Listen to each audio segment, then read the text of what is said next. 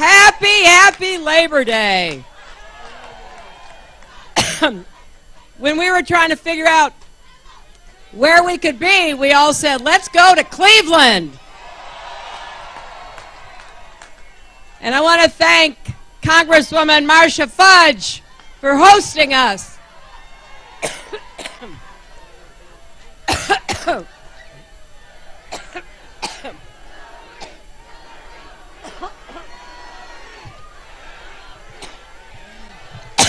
I've been talking so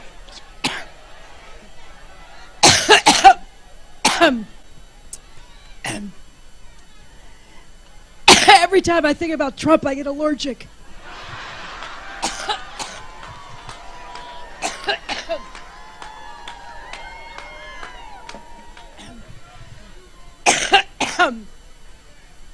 Boy, we have 63 days to go.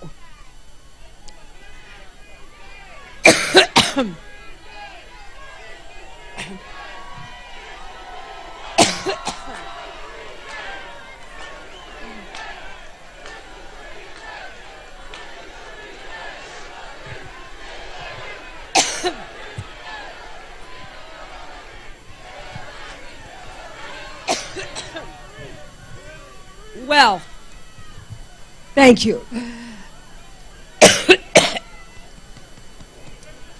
Whoa.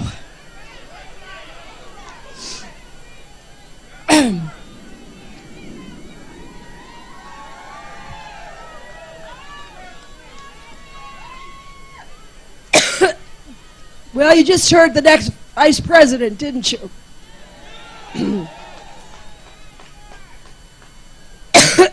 In addition to thanking Marcia Fudge, let me also thank your great Senator Sherrod Brown.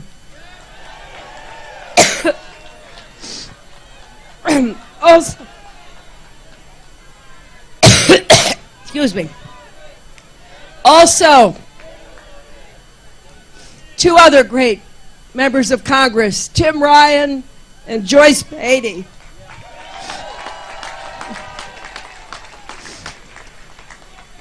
And your mayor, thanks to Mayor Jackson.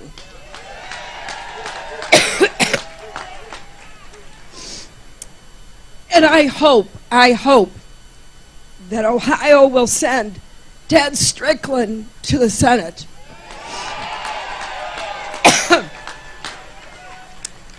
Now, behind me are some of the great labor leaders of our country. Randy Weingarten, Lee Saunders. Just a few hours, he managed to turn his trip to Mexico into an embarrassing international incident. He even got into a Twitter war with the president of Mexico.